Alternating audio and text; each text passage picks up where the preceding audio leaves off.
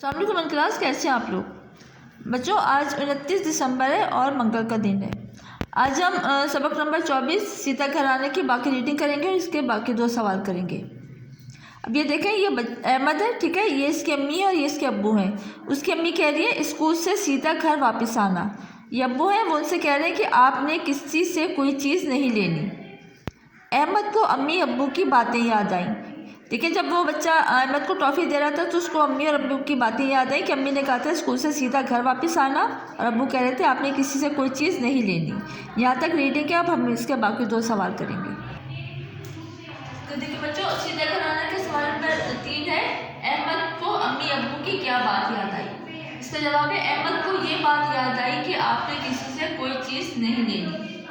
सवाल नंबर 4, क्या आप रास्ते में सबसे चीज़ें ले लेते हैं। इसका जवाब है नहीं, हम रास्ते में किसी से कोई चीज़ नहीं लेते।